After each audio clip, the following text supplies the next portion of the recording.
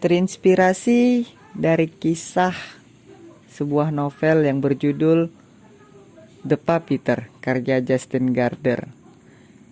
Di situ diceritakan ada seorang yang bernama Jacob Jacobson. Ia selaku pemeran utama yang hobi mendatangi makam. Seolah beliau bercerita bahwasanya beliau pernah bertemu dengan ahli kubur, beliau pernah dekat dengan ahli kubur, sehingga memiliki kisah dan pengalaman yang begitu banyak.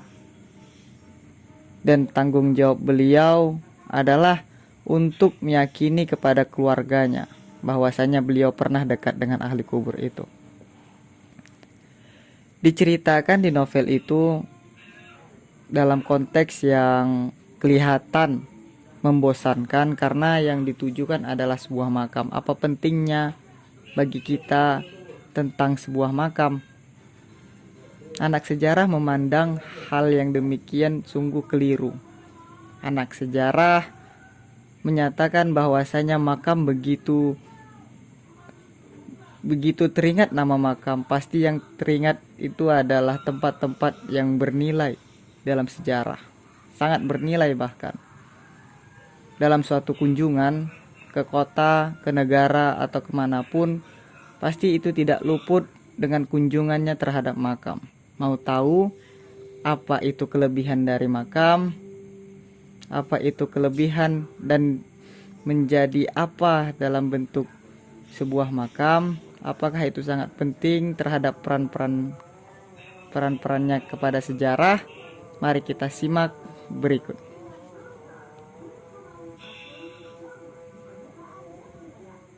Assalamualaikum warahmatullahi wabarakatuh. Perkenalkan, nama saya Maulana Malik. Di sini saya tepat berada di Masjid Raya Al-Osmani, kisaran dikelilingi oleh pemakaman. Nah, itulah. Dahulunya dikisahkan ada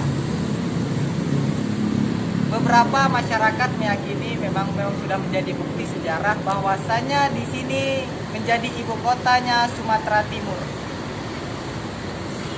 Di masjid nan indahnya seperti ini, saya tidak sedang bercerita tentang sejarah, tentang konstruksi, tentang arsitek dari bangunan ini, melainkan saya bercerita tentang persekitaran Masjid Raya Al-Osmani, yaitu berupa kuburan, berupa makam, tentang pentingnya.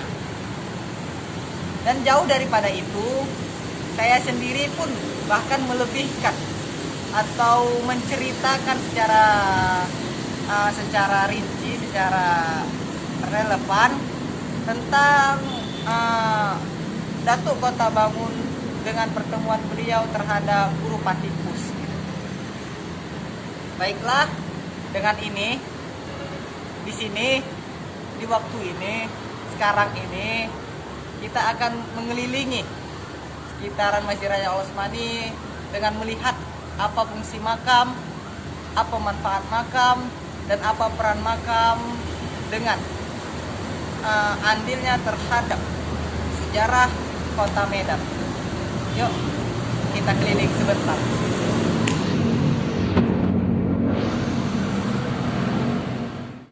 Baiklah, saya sudah berada di pemakaman sekitaran Masjid Raya Al-Osmani.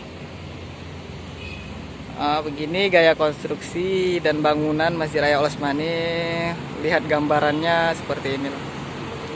Di sini dimakamkan Tengku Haji Raja Musa bin Tengku Abdullah, Temenggung pertama negeri Delhi, yang dipindahkan dari makam Kampung Alat Pelabuhan Delhi ke perkarangan Masjid Raya Al-Osmani pada hari Senin tanggal 15 Februari 1988, yang ditandatangani oleh Tengku Haji Muhammad Daniel bin Tengku Haji Muhammad Jalaluddin bin Tengku Haji Raja Musa. Inilah kondisi makam beliau.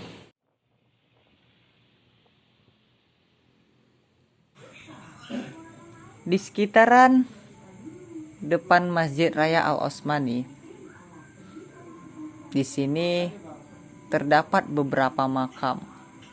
yang pastinya makam tersebut berbeda dengan makam yang lainnya. Dengan gaya arsitektur kuno, dengan tulisan Jawi yang dituliskan di nisan-nisan masing-masing makam, menandakan bahwa orang-orang terpenting rata-rata dikuburkan di depan areal Masjid Raya Al Osmani. Terkhusus bagi orang yang berpengaruh terhadap perkembangan kota Medan, yaitu Sultan Osmani sendiri, atau bisa dikenal sebagai pendirinya Masjid Raya Al Osmani, dimakamkan di sini. Makam beliau dibalut kain kuning, dan sanak saudara beliau, orang-orang terdekat beliau pun tak luput juga dimakamkan di sini. Rata-rata di depan ini memiliki gelar yang sama, yaitu Tengku.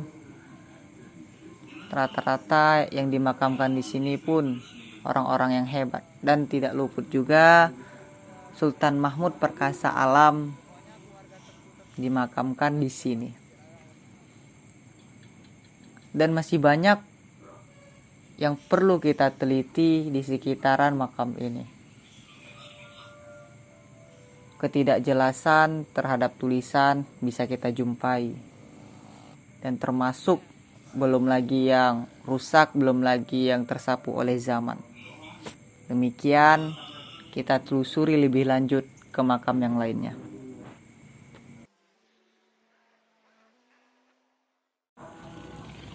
Setelah kita meninjau di areal pemakaman Masjid Raya Al Osmani tadi, setelah kita bercakap-cakap sedikit tentang orang-orang penting, tentang makam-makam dari pendirinya Masjid Raya Al Osmani, lepas nih kita akan tiba di sisi permasalahan terhadap sebuah makam yang mungkin teman-teman sudah tahu.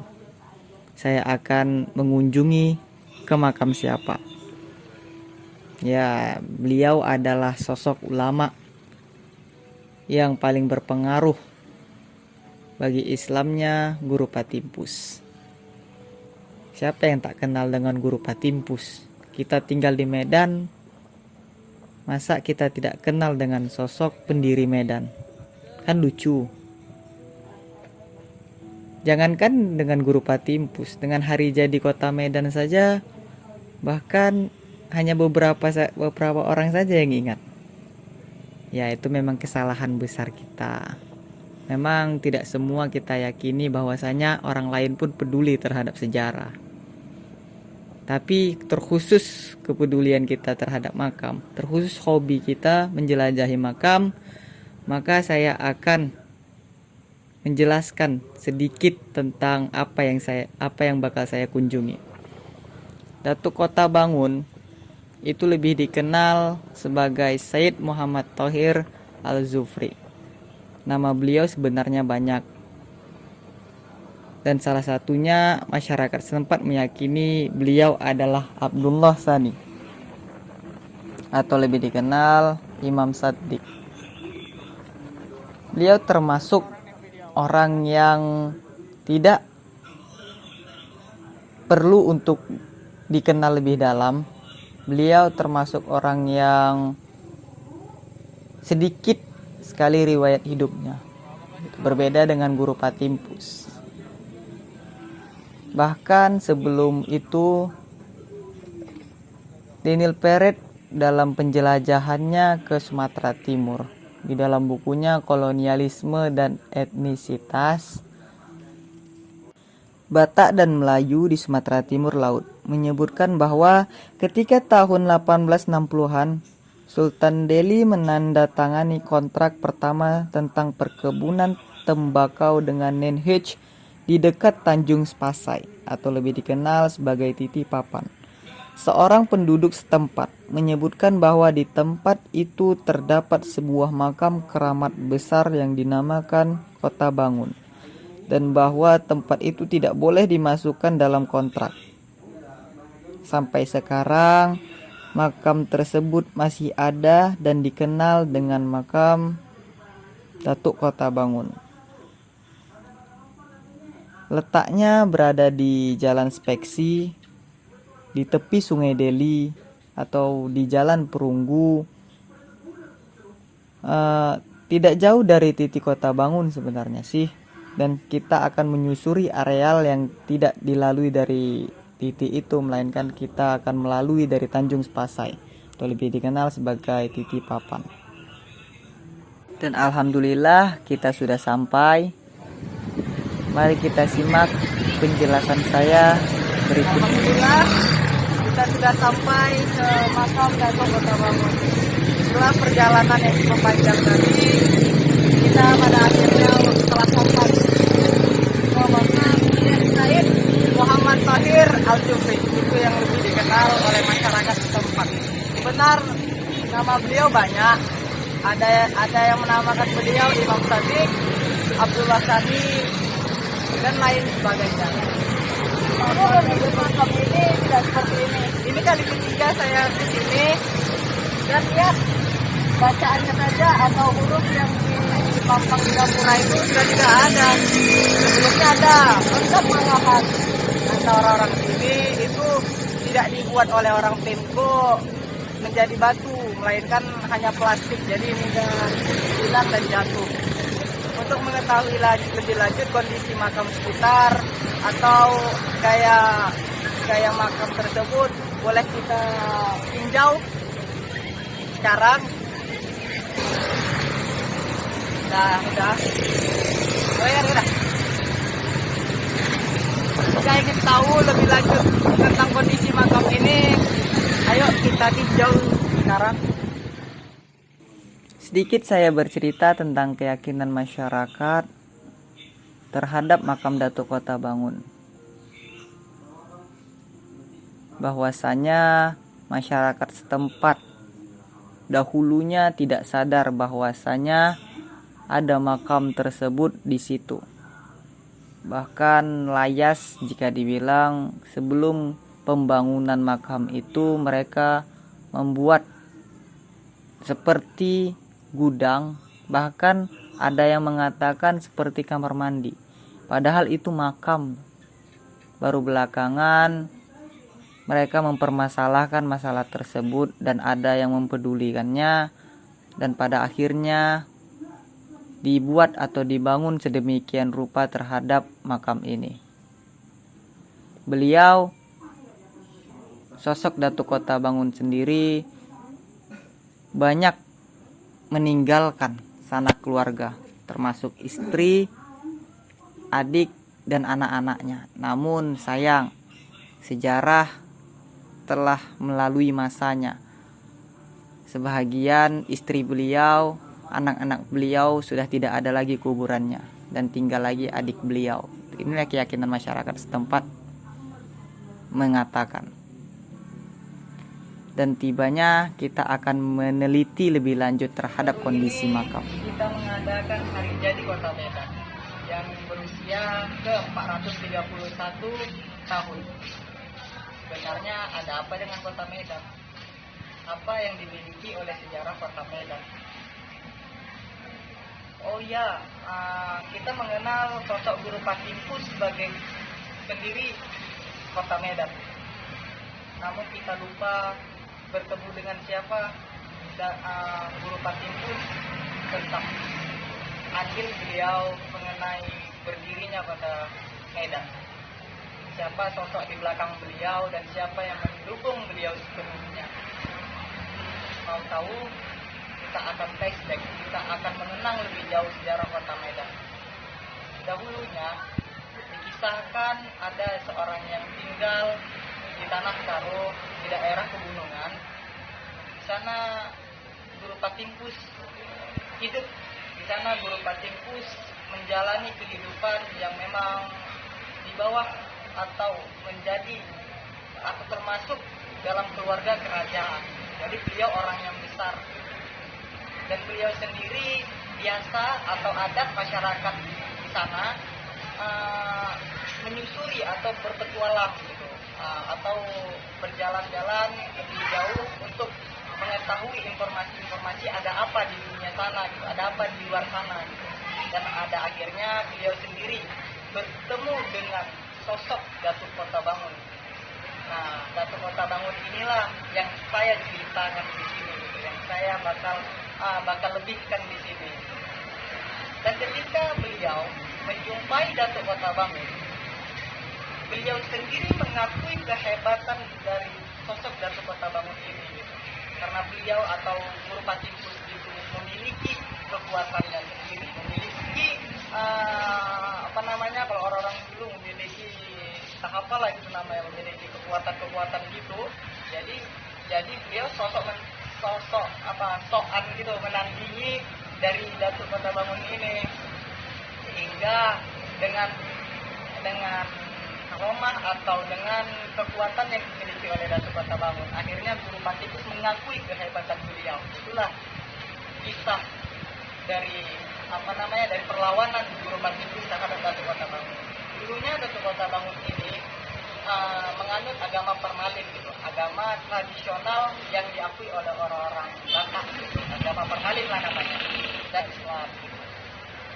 Singkat cerita, karena Guru Patikus mengakui kehebatan Datuk Kota Bangun, akhirnya Guru Patikus masuk Islam gitu.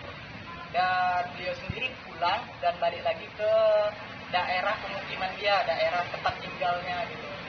Dan sehingga beliau mau dijadikan raja oleh keluarganya, tapi beliau tidak mau gitu. Beliau tidak mau menjadi raja, aku ingin mendirikan kota Medan gitu kata beliau. Sehingga beliau balik lagi dan bertemu dengan Datuk Kota Bangun dan ingin menjadikan kota Medan ini sebagai kota yang memang diimpikan sampai sekarang. Inilah yang diimpikan oleh Guru Patikus. Jadilah kota Medan. Sebelumnya kota Medan itu bukan kota Medan terlebih dahulu dijadikan, melainkan Kuta Hamparan Perak. Nah, itu udah lain lagi sejarahnya gitu. Jadi gimana peran sosok Datuk Kota Bangun ini gitu. Nah, sampai segitunya Daniel Peret mengatakan bahwa perjalanan beliau hanya sedikit yang memang diketahui gitu, yang memang diketahui oleh riwayat hidup Datuk Kota Bangun. Itulah yang kisah paling viral yang kita temukan, bahwa Guru Patikus berjumpa dengan Datuk Kota Bangun dan akhirnya Islam dan mendirikan kota Medan. Itu aja segitu sebenarnya ceritanya gitu, sebenarnya sejarah berdirinya kota Medan gitu. Datuk Kota Bangun sendiri pun memiliki andil yang bahkan begitu besar, tapi kita karena mengurangi atau tidak tahu informasi terhadap sejarah itu, pastinya kita akan lebih jauh melangkah untuk mengetahui lebih lanjut sejarah terhadap penelitian kita mengenai Datuk Kota Bangun ini gitu. Lihat kondisi makam sekitar, seperti kelambu, seperti makam yang memang hampir tidak terlalu panjang dan tidak terlalu pendek. Tulisan sendiri tidak ada, tulisan peninggalan sejarah dalam bentuk tulisan, dalam bentuk surat, dalam bentuk apapun itu tidak kita temukan. Bahkan masyarakat sekitar mengakui kami tidak menjumpai apa-apa gitu di makam ini gitu. Nah, itulah sebagai langkah awal bagi kita yang memang sangat sulit bagi kita untuk meneliti lebih lanjut ada apa dengan Kota Bangun ini gitu. Sumber-sumber sejarah yang menceritakan beliau, bahkan Guru Patikus sendiri tidak jelas itu asal usulnya. Ada yang mengatakan Guru Patikus ini berasal dari agama Batak, dari orang-orang Batak, bukan di Tanah Karo, melainkan Malungun atau dari Batak Toba maksudnya. Nah, itulah perbedaan pendapat terhadap masa lalu, terhadap ilmu sejarah. Memang di dalam sejarah pun memiliki mengenai kadar penggunaan, bahkan hal yang paling real itu sulit untuk kita temukan gitu. Jadi hal yang paling mendasar terhadap sejarah memang terdapat di dalamnya mengenai perbedaan pendapat gitu. Bahkan banyak juga yang mengatakan di dalam sejarah Datuk Kota Bangun ini memiliki banyak sekali nama, dan beliau sendiri pun berasal dari ada yang mengatakan dia berasal dari Aceh, ada yang mengatakan dia berasal dari Jawa gitu. Dan ada juga yang mengatakan bahwa beliau sendiri keturunan dari Wali Songo. Nah, itulah nilai-nilai sejarah ya. Nah, yang penting bagi kita adalah bagaimana cara kita untuk lebih lanjut meneliti terhadap kondisi makam ini, terhadap sosok Datuk Patabangun ini. Sedikit tentang informasi masyarakat setempat. Datuk Patabangun ini memiliki beberapa keluarga atau istri dan beberapa anaknya, yaitu istri beliau sendiri bernama Datuk Rudiah atau Siti Rudiah. Dan ketiga anak beliau sendiri bernama Ibnu Habil, Walid, dan Sakira. Masyarakat sini meyakini hal yang kayak gitu. Dan adik beliau atau makam dari istri beliau itu sudah tersambung oleh zaman dan tinggal lagi makam adik beliau yang tidak jauh dari sini. Itu di pom bensin, bahkan di pom bensin makam adik beliau sendiri. Itu masyarakat setempat katanya kata mereka kan. Ya gitulah. Nanti akan kita tinjau ke sana mengenai adik dari Datuk Patabangun ini. Satu pesan yang mungkin bakal saya sampaikan terkait tentang tentang kehidupan beliau, atau masyarakat sendiri pernah berjumpa dengan sosok gaib dari beliau, bahwa ada yang mengatakan pasukan beliau itu tidak hanya manusia saja, melainkan ada juga hewan seperti ular, harimau, dan lain sebagainya. Dan istana beliau itu terdapat di aliran Sungai Dewi ini gitu. Istana beliau itu itulah masyarakat setempat sebagai urban legend lah istilahnya. Banyak keyakinan masyarakat setempat. Sakira ini anak beliau hilang di zaman kolonialisme, hilang oleh penjajahan, dan kedua anak laki-laki itu nggak tahu kemana. Satu pesan yang bakal saya sampaikan terkait dengan mitos, memang semua bisa diceritakan, karena dunia ini sungguh absurd atau sungguh menjadi langkah awal bagi kita menguak sebuah cerita. Kita mengakui bahwasanya orang Batak itu, ada yang mengakui bahwasanya orang Batak salah satunya adalah Marga Ratu, itu berasal dari harimau putih. Itu bagaimana lagi ceritanya gitu. Dan bagaimana cerita-cerita orang bahwa nenek moyang kami berasal dari ular, berasal dari apapun itu yang diyakini oleh masyarakat ada di suatu tempat. Nah, bagaimana cerita seperti maling kundang, seperti urban legend lainnya, gitu. Apakah memang itu yang patut kita terima sebagai nilai-nilai sejarah? Oh, itu adalah persoalannya. Yang penting bagi kita adalah nilai kesannya. Adakah Datuk Patabangun ini hidup? Ada. Jadi langkah awal kita, langkah dasar bagi kita adalah mengumpulkan informasi baik itu cerita urban legend, baik itu cerita mitos-mitos setempat, baik itu cerita khayalan belaka, maka itu kita kumpulkan, itu kita jadikan sebuah penelitian. Kalau memang tidak, bahkan ada juga simpang siur terhadap nilai guna sejarah, tapi itu sangat perlu. Itulah yang bisa saya sampaikan terkait makam ini. PR kita untuk kita dan untuk semuanya adalah kumpulah informasi lebih lanjut, baik itu mengenai Grupa Timpus, mengenai Datuk Patabangun, dan mengenai sejarah Kota Medan, supaya lebih dikenal Sumatera dan Java itu di mananya, apakah terletak dalam nilai guna sejarah, apakah terletak dalam hal-hal lainnya, itu patut kita angkat kembali sehingga Sumatera dan Java ini lebih dikenal oleh dunia bahkan. Ayolah bagi kita semua, giatlah dalam belajar, giatlah dalam menggali sejarah informasi tersebut. Kan kawan-kawan kita tidak tahu tentang Datuk Patabangun, tidak tahu tentang Grupa Timpus gitu. Jadi dia tahu hanya saya tinggal di Kota Medan, urusan Grupa Timpus, urusan Datuk Patabangun bukan urusan kami, yang penting kami bisa tinggal di Medan gitu. Nah itulah Roro sekarang ya, warga 62 ya kan. Nah, sekian, assalamualaikum. Yuk kita menyusuri lebih lanjut ke adik beliau. Yuk. Alhamdulillah, selesai sudah tinjauan kita terhadap makam Datuk Patabangun. Kelihatan sih membosankan, karena apa yang mau diceritakan terhadap peninggalan yang kita temukan, bahkan itu tidak bisa ditanggungjawabkan. Apa salahnya kita meyakini bahwa keyakinan masyarakat sudah mengutarakan. Tapi karena kita ingin lebih detail terhadap penjelasan, maka itu adalah langkah awal untuk kita buat sebuah penelitian. Ini di sini saya akan menelisik lebih lanjut terhadap makam adik dari beliau, yaitu sama tidak mempunyai kejelasan juga, namun masyarakat setempat meyakini bahwa ada makam adik beliau tidak jauh dari sini, yaitu di sekitaran pom bensin gitu. Mari kita tinjau terlebih. Pada akhirnya kita akan menjelaskan terkait tentang adik beliau dan beliau gitu. Mari sama-sama kita simak, mari sama-sama kita pergi ke pemakaman beliau.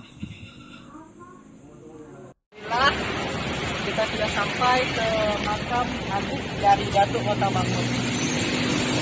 Itulah posisi makamnya, di sekitaran pom bensin di pinggir jalan raya Wajah Subarto. Nah, kelihatan itu masih adik dari Datuk Kota Bangun. Yuk kita tinjau terlebih dahulu.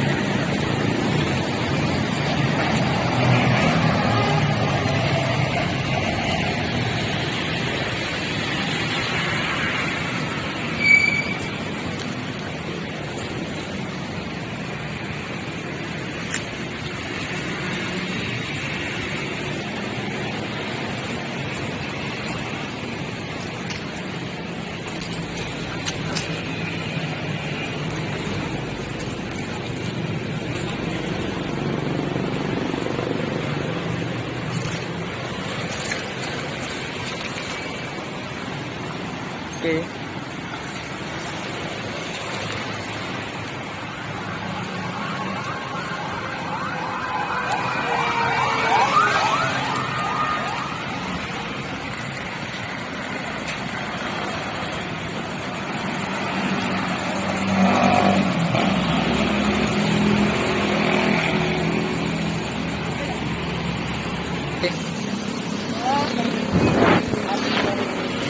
Kota Bangun ya.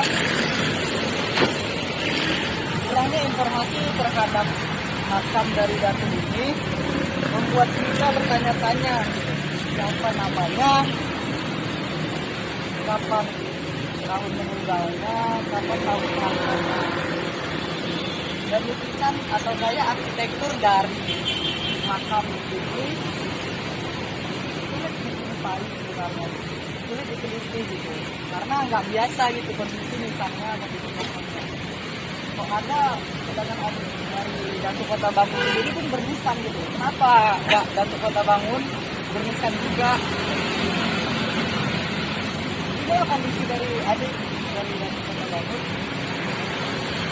Kurangnya informasi sejarah, kurangnya informasi masyarakat sekitar tentang sejarah dari adik Kota Bangun ini, adik dari Datuk Kota Bangun ini, membuat kita hanya mengenal saja atau mengetahui informasi saja tentang dari makam Datuk Kota Bangun, makam adiknya dari Kota Bangun. Kenapa saya bilang adiknya Datuk Kota Bangun? Karena masyarakat sekitar saya, kalau dibilang seperti ini, pendapat masyarakat Kota Bangun itu mengakui bahwasanya ada terdapat makam di pom bensin sekitaran sini, tidak jauh dari sini kata mereka, yang merupakan adik dari Datuk Kota Bangun. Adik dari Datuk Kota Bangun. Nah itulah makamnya. Kenapa nggak ditambahkan saja? Saya bilang kepada masyarakat. Oh, mungkin orang itu nggak tahu apa alasannya. Tahu alasannya mengetahui informasi terhadap hal ini. Jadi untuk itu tujuan saya di sini adalah terkait kondisi makam adik dari Datuk Kota Bangun yang terdapat menjadi PR kita, menjadi langkah awal kita untuk meneliti lebih lanjut, meneliti lebih lanjut terhadap dah. dan udah. harapan saya mengenai makam ini adalah karena kita sebagai mahasiswa sejarah dan untuk semuanya yang memang kepingin tahu tentang kejelasan sejarah dari Kota Medan, ini adalah langkah awal kita untuk mengetahui informasi lebih lanjut terhadap makam ini. Ada seorang ahli yang mengatakan daya tarik utama dalam sejarah terletak pada fakta yang belum selesai. Nah, kata-kata tersebut menjadi hal yang begitu menarik untuk kita membangun jiwa-jiwa atau nilai-nilai sejarah kita. Terkhusus bagi anak sejarah, hal yang sangat penting atau hal yang begitu mengkhawatirkan ketika kita melihat sebuah makam, sebuah tempat-tempat bersejarah yang dimana tempat-tempat tersebut tidak layak untuk dijadikan, tidak peduli masyarakat setempat untuk merawat, untuk menjaga apa yang memang seharusnya dijaga gitu. Bagi kita, setelah melihat video barusan terhadap penjelajahan, terhadap penelusuran kepada makam-makam, terkhusus dari mulai makam Kesultanan Delhi, yaitu tepat berada di Masjid Raya Al Osmani, dan kita lanjut ke makam Datuk Kota Bangun, dan lanjut lagi ke makam adik dari Datuk Kota Bangun. Semakin jelas makam yang kita tuju, ya kan? Semakin jelas makam yang kita tuju. Yang pertama terhadap makamnya Sultan Delhi, dan itu mudah untuk kita temukan gitu, mudah untuk kita telisik sejarah-sejarah dari Kesultanan Delhi. Dan tiba kepada makam Datuk Kota Bangun. Makam Datuk Kota Bangun mulailah agak absurd, agak cerita khayalan yang bakal kita temukan. Karena kenapa? Karena 431 tahun yang lalu itu terjadi kisahnya kayak gitu. Dan gitu juga adiknya dari Datuk Kota Bangun. Dan semua memiliki daya tarik utama yang memang pada faktanya itu belum selesai gitu. Nah, keyakinan masyarakat setempat, ucapan masyarakat setempat, narasi masyarakat setempat membilang seperti ini, itu menjadi kumpulan bagi kita, terkhusus untuk anak sejarah, untuk membina, untuk meneliti lebih lanjut apa sebenarnya di sebalik Medan ini gitu. Apakah benar Guru Patimpus menjadi pendiri Kota Medan? Apakah Datuk Kota Bangun yang berada di makam yang saya tinjau barusan itu sebenarnya dari makam Datuk Kota Bangun gitu? Ini kan menjadi sebuah pertanyaan yang besar gitu loh. Nah, inilah kenapa saya mengucapkan dari awal, daya tarik utama dalam sejarah itu terletak pada fakta yang belum selesai. Nah, sampai sini penutup dari video saya. Alhamdulillah, karena terinspirasi dari novel Justin Gardner yaitu berjudul The Puppeteer, itu tidak hanya membangun jiwa sejarah saya, melainkan membangun jiwa spiritual saya gitu. Karena hobi juga gitu untuk menelusuri makam-makam yang memang bahkan sampai-sampainya orang lain di sekitar itu tidak tahu itu makam apa gitu. Sampai sini dulu perjumpaan kita kali ini. Allahumma fiq ila aqwa min thoriq. Assalamualaikum warahmatullahi wabarakatuh.